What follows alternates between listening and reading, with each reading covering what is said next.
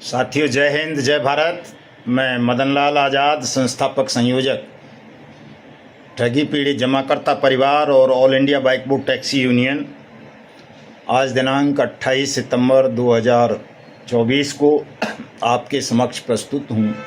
राजधानी दिल्ली से आप सबको, न केवल ठगी पीड़ितों को बल्कि संपूर्ण देश को आज की सबसे बड़ी खबर बताने के लिए, कुछ और ज़रूरी जानकारी देने के लिए, तो इसलिए तमाम साथी वीडियो को पूरा ध्यान से सुन लेंगे, इसे ज़्यादा से ज़्यादा शेयर कर देंगे ताकि तमाम देश का ज्ञानवर्धन हो सके, उसमें जीवन के प्रति उत्साह पैदा हो सके और देश के प्रति प्रेम उमड़ सके।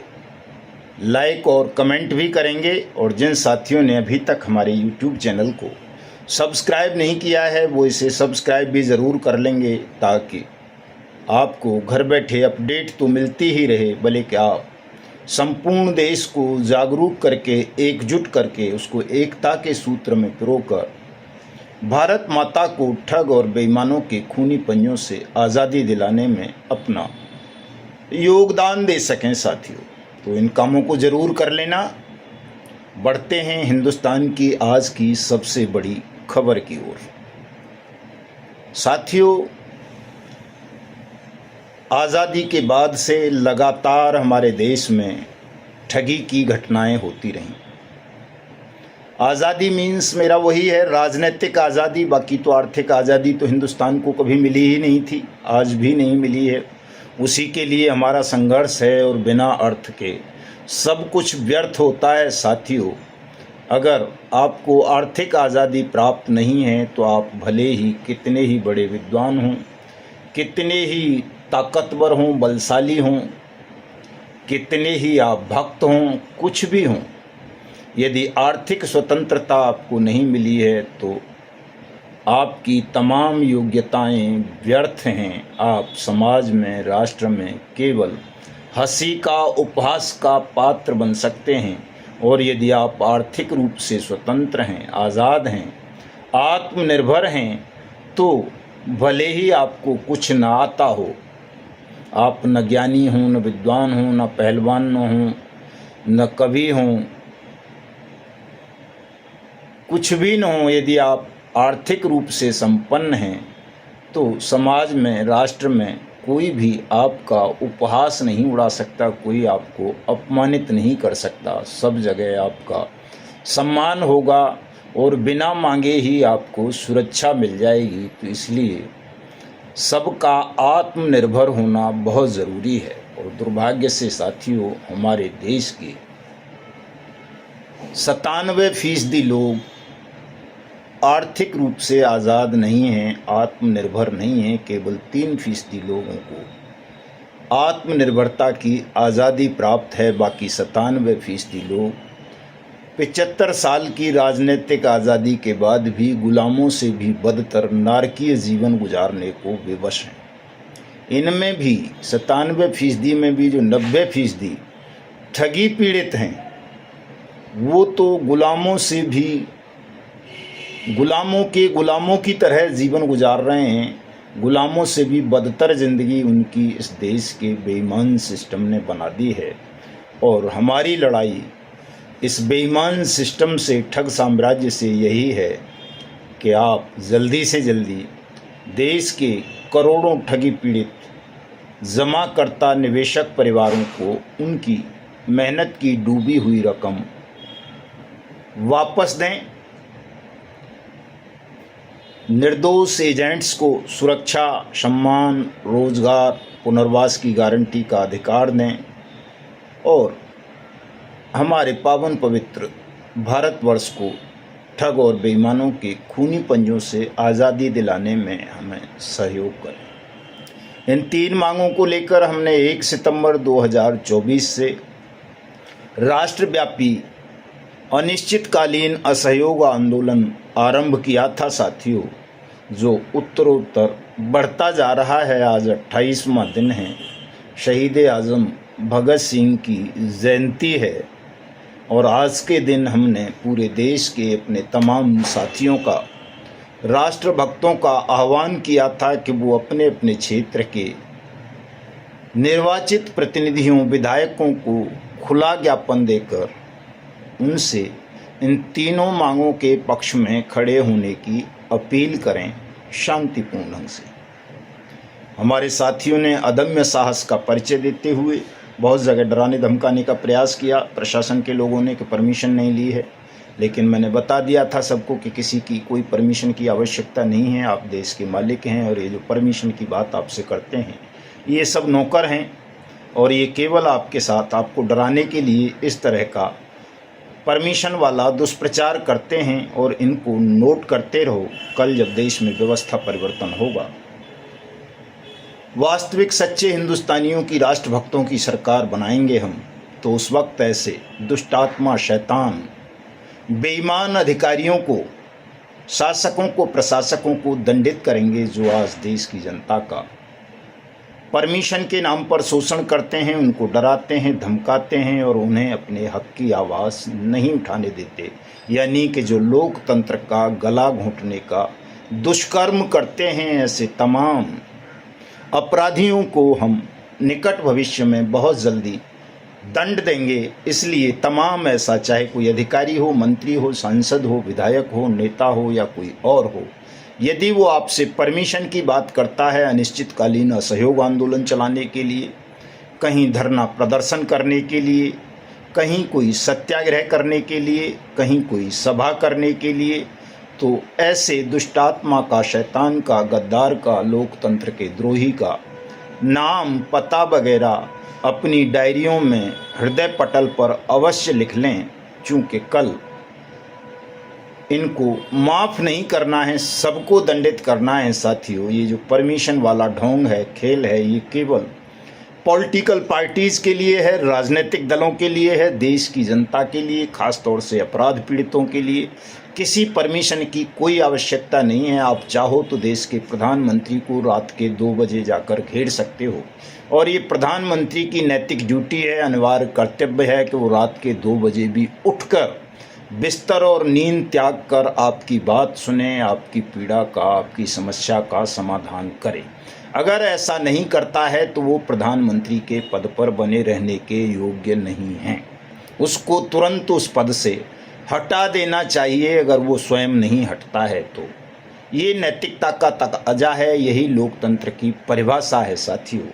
इसलिए ऐसे किसी शैतान से, दुष्टात्मा से कोई साथी मत डरना जो परमिशन के नाम पर आपको डराने का, बहकाने का प्रयास करता है। उसका मुंहतोड़ जवाब देना, प्रतिकार करना और बिना किसी परमिशन के इस असहयोग आंदोलन को लगातार आगे बढ़ाना, तब तक बढ़ाते रहना जब तक कि हमारी तीनों मांगों की पूर्ति ना हो जाए। देश के प्रत्येक ठगी पीड़ित जमाकर्ता परिवार निवेशक का उस कानून के अंतर्गत भुगतान ना हो जाए जिस कानून को स्वयं हमारी संसद ने सर्वसम्मति से बनाते हुए अनियमित जमा योजनाएं पाबंदी अधिनियम 2019 वाट्स एक्ट 2019 का नाम दिया है।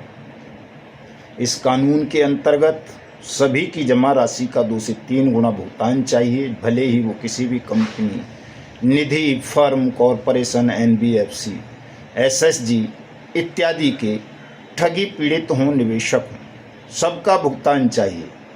इन ठग कंपनीज और क्रेडिट कोऑपरेटिव सोसाइटीज़ वगैरह में काम करने वाले उन तमाम निर्दोष एजेंट साथियों को सुरक्षा, सम्मान, पुनर्वास, रोजगार का अधिकार चाहिए, जिनके जीवन के साथ सरकार ने, ठगों ने खिलवाड़ किया है और उन्हें पलायन के लिए, आत्महत्या करने के लिए विवश कर दिया है।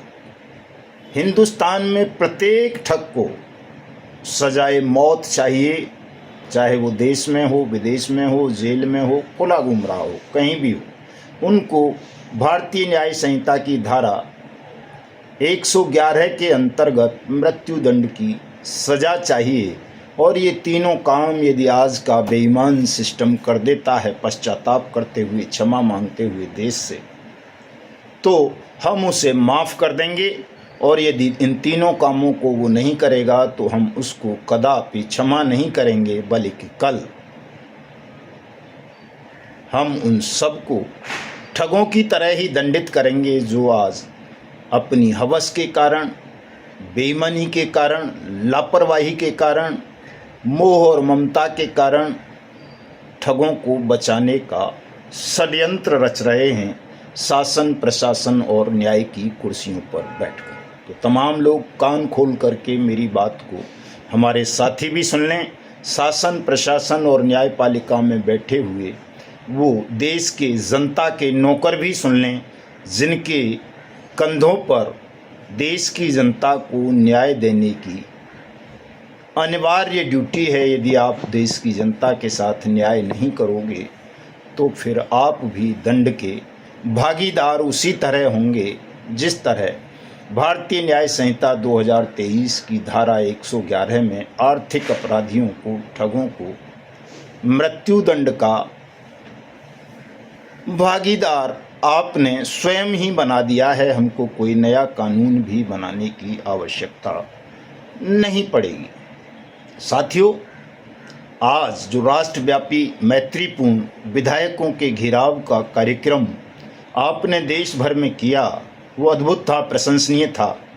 आपके साहस को, आपकी वीरता को कोटि कोटि नमन करता हूँ, वंदन करता हूँ, आप सबका अभिनंदन करता हूँ और उम्मीद करता हूँ कि आप किसी भी मूल्य पर निराश नहीं होंगे, तनाव नहीं लेंगे, अपने इन बढ़े हुए कदमों को पीछे नहीं हटाएंगे, बल्कि जब तक हमारी तीनों मांगों की पूर्ति नहीं हो जाती तब तक दिन रात इसी तरह आगे बढ़ते रहेंगे। मैं देख रहा था आज भीषण बारिश हो रही थी कई जगह, उसमें भी हमारे साथियों ने हिम्मत नहीं आ रही, जुलूस निकाले, प्रदर्शन किए, धरना दिए, ज्ञापन दिए, विधायकों से मिले और तमाम विधायकों को ज्ञापन दिए।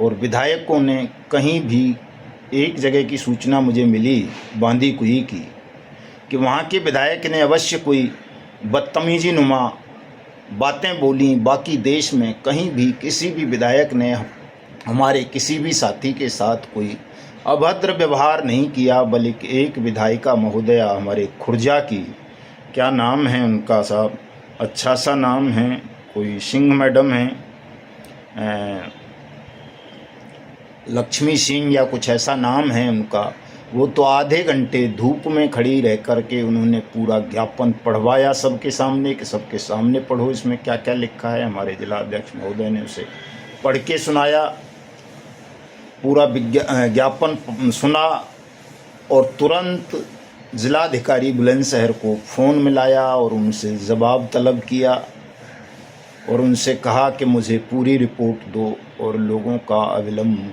भुगतान शुरू करवाओ। उनका वीडियो मैंने अपने इससे पहले वाले वीडियो पे अभी लगाया है, एक तो जो ज्ञापन पढ़ के सुनाया जा रहा है, एक उन्होंने जो डीएम को फ़ोन लगाया, माइक ऑन करके जो बात हुई वो तपजप पर लगाया है और इस पर भी लगाया है, उसको सुन लेना तमाम साथी। और पूरे देश में हमारे साथियों ने जिस साहस का परिचय दिया उसका वीडियो भी तपजप न्यूज़ चैनल पर लगाया है, उसको भी सुन लेना। पूरे देश के साथियों की क्लिपिंग्स उसमें जोड़ी हैं मैंने साथियों। तो ऐसी तरह से हमारे मथुरा ज़िले के एक विधायक हैं, शायद मंत्री भी हैं, श्रीकांत शर्मा जी, उन्होंने भी ये आश्वासन दिया है कि मेरा कर्तव्य बनता है कि मैं अपने क्षेत्र के ठगी पीड़ितों का भुगतान कराऊं, मुझे जो भी करना पड़ेगा मैं सबका भुगतान कराऊंगा।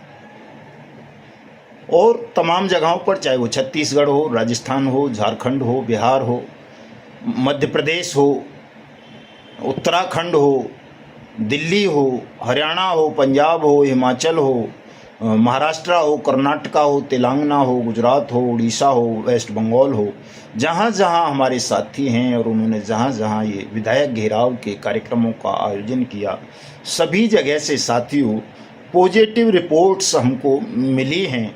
और मैं कई बार ईश्वर से जब साक्षात्कार होता था तो मैं पूछा करता था ये सवाल कि प्रभु, हमारे राजनीति में जाने पर प्रतिबंध है, हम राजनीति करेंगे नहीं, हमारे दूसरे साथी भी नहीं करेंगे जो ठगी पीड़ित जमाकर्ता परिवार में रहेंगे। तो कल जब आप ये जो व्यवस्था परिवर्तन की बात करते हो, कि व्यवस्था को परिवर्तित करना है, एक ईमानदार राष्ट्रभक्तों की सरकार लानी है देश में, इन ठगों को बेईमानों को हटाना है, जो सदनों में गिद्ध बैठे हैं उनको भगाना है, जो जनता से ऊंची कुर्सी हैं उनको जमींदोज करवाना है, अधिकारी और नेता छोटी कुर्सियों पर बैठेंगे और जनता ऊंची कुर्सियों पर बैठेगी। ये सब कैसे होगा जब हम राजनीति में या सत्ता में ही नहीं जाएंगे? तो ऐसे लोग हम कहाँ से लाएंगे जो देश के प्रधानमंत्री बनेंगे या गृह मंत्री बनेंगे या फाइनेंस मिनिस्टर बनेंगे या किसी राज्य के चीफ मिनिस्टर बनेंगे या सदनों में बैठे होंगे? तो ऐसे ईमानदार सच्चे राष्ट्रभक्त हम कहाँ से ढूंढ करके लाएंगे? हमें तो पूरी राजनीति में ही गंदगी नज़र आती है, गंदे लोग नज़र आते हैं, सभी गिद्ध नज़र आते हैं। जैसे गिद्ध मुर्दा पशु के मांस पर गीध दृष्टि रखता है, वैसे ही ये तमाम राजनेता लगते हैं। लेकिन साथियों, कई विधायकों को देख कर के आज उनके वीडियोज़, उनके वक्तव्य जो मैंने सुने वो काफ़ी प्रभावशाली थे। और मुझे लगता है जहाँ लक्ष्मी सिंह जैसी विधायक हों तो वहाँ मोदी से बहुत बेहतर प्रधानमंत्री बना सकते हैं हम। योगी से बेहतर मुख्यमंत्री हमारे पास हैं इन्हीं सदनों में बैठे हुए। वर्तमान में कोई नए भी खोज के कहीं से स्वर्ग से लेके आने की ज़रूरत नहीं पड़ेगी। इसी हिंदुस्तान में अभी जो वर्तमान सदनों में बैठे हुए हैं, लक्ष्मी सिंह जैसे लोग हों, चाहे श्रीकांत जैसे हों, चाहे दूसरे हों, वो काफ़ी प्रशंसा के पात्र हैं, जिन्होंने बड़ी धैर्य और साहस के साथ अपनी सरकार की आलोचना को सुना। चूँकि हमारे ज्ञापन में तो सीधे सीधे प्रधानमंत्री और मुख्यमंत्रियों से इस्तीफे की मांग की गई है, उन्हें अक्षम्य अपराधी घोषित किया गया है।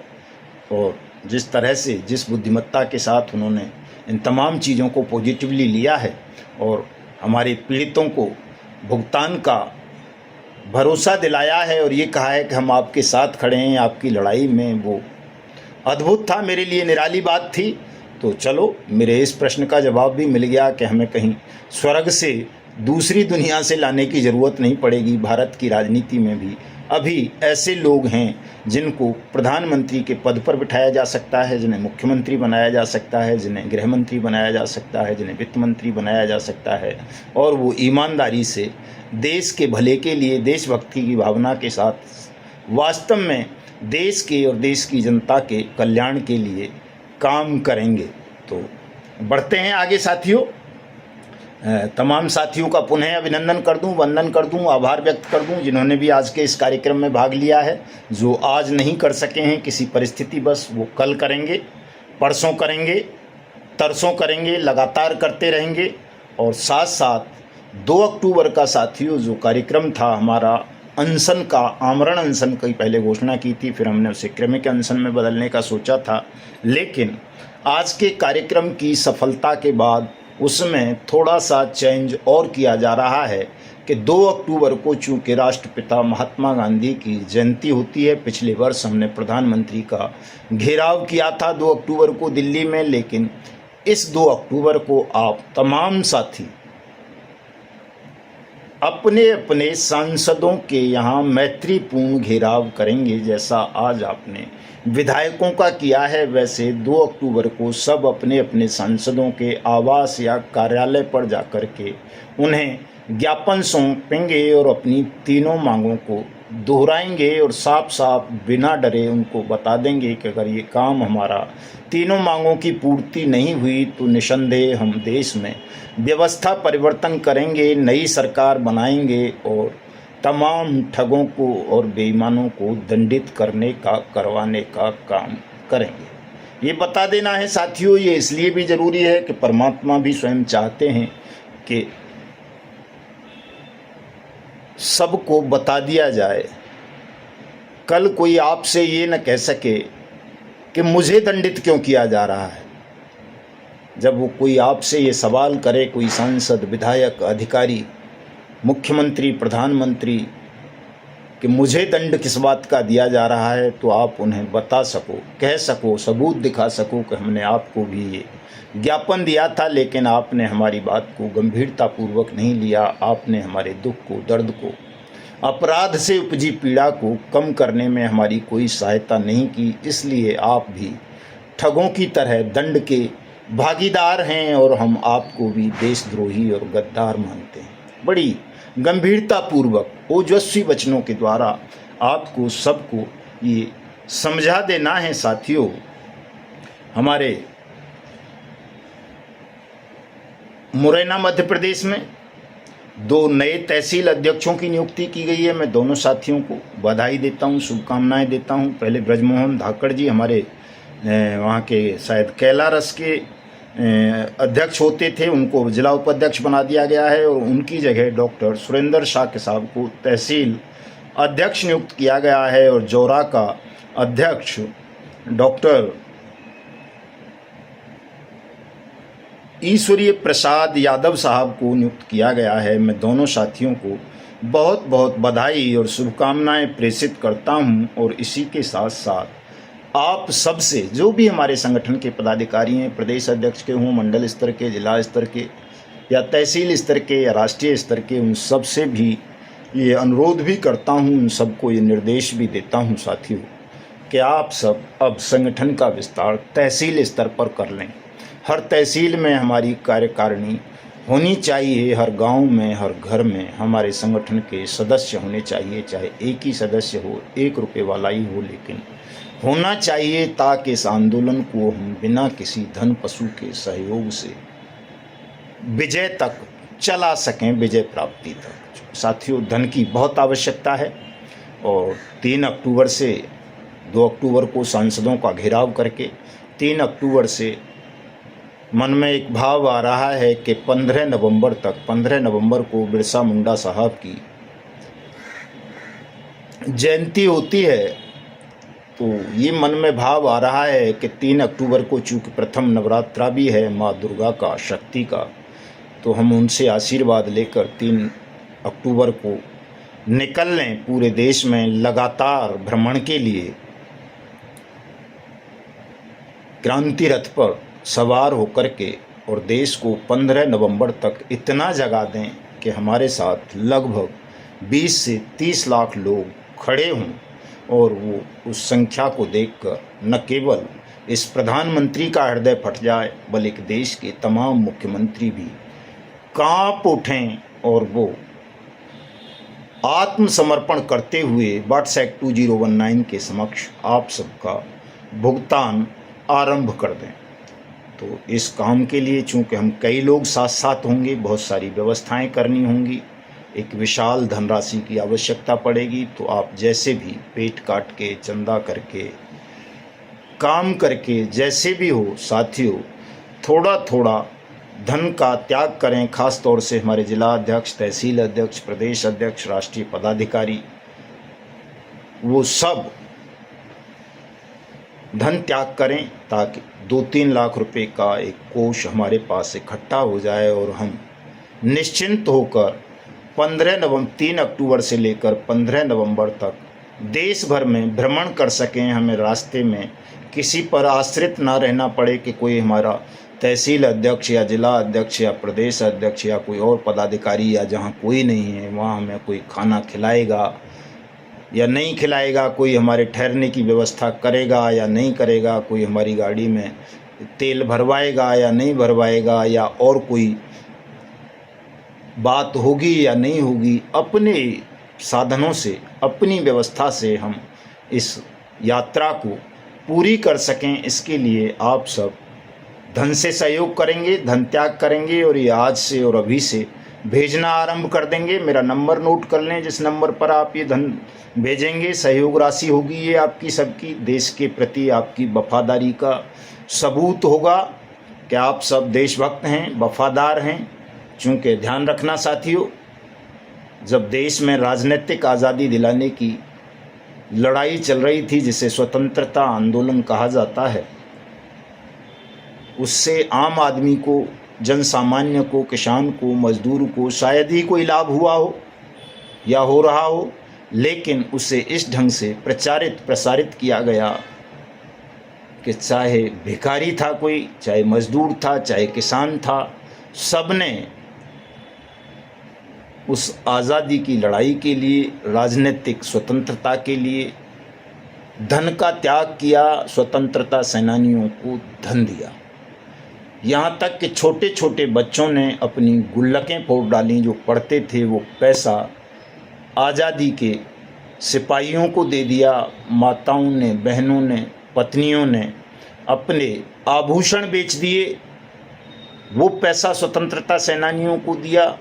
वो सौभाग्यशाली लोग थे खैर, जिन्हें इतना प्रेम किया देश के लोगों ने। हम भी कम सौभाग्यशाली नहीं हैं, हमें भी बहुत प्रेम कर रहे हैं, चूँकि हमारी लड़ाई उस राजनीतिक आज़ादी से कहीं ज़्यादा कठिन है, चूँकि हमारी तो आर्थिक आज़ादी की लड़ाई है।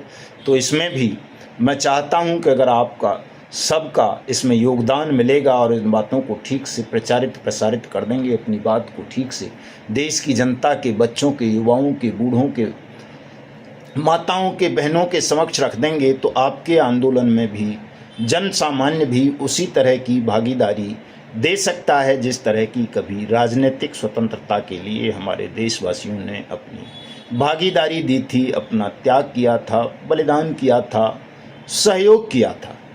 तो आप सब तमाम आशंका और द्वंद्वात्मक स्थितियों से बाहर निकलकर देश की आर्थिक आज़ादी के लिए अपने शोषित, पीड़ित, गरीब, मजदूर, किसान इत्यादि साथियों की जमा पूंजी की वापसी के लिए, अपनी और अपने भाइयों की, अपने परिवार की सुरक्षा, सम्मान, रोजगार और पुनर्वास की गारंटी के लिए इस आंदोलन में तन से, मन से, धन से सहयोग करें। नंबर नोट कर लें, 9560479048। ये आर्थिक सहयोग के लिए नंबर है। गूगल पे, फ़ोन पे, पेटीएम, यूपीआई इत्यादि के माध्यम से आप इस पर अपना आर्थिक सहयोग भेज सकते हैं। और ये मैं उसमें भी डिस्क्रिप्शन में भी दे दूंगा नंबर। और चूँकि ये हमारा न्यूज़ चैनल भी आपके सहयोग से ही चलता है, इसलिए हम इतनी आज़ादी से, निर्भयतापूर्वक, स्वतंत्रतापूर्वक अपनी बातें रख पाते हैं कि आप सब हमें सहयोग करते हैं, प्यार देते हैं, सम्मान देते हैं, हमारे जीवन के लिए दुआएं करते हैं, प्रार्थनाएं करते हैं। तो आपका ये सहयोग तमाम तरह का, चाहे वो भावनात्मक हो, तन का हो, मन का हो, धन का हो, ये लगातार बढ़ते रहना चाहिए साथियों, ताकि 15 नवंबर को ही हम देश में वो कर सकें जिसे देखने की इच्छा करोड़ों लोगों की है कि हिंदुस्तान ठग बेईमानों की गुलामी से आज़ादी प्राप्त करे, सबका भुगतान हो, सबको सुरक्षा, सम्मान, रोजगार, पुनर्वास का अधिकार मिले। तो मिलता हूं कल। जय हिंद, जय भारत।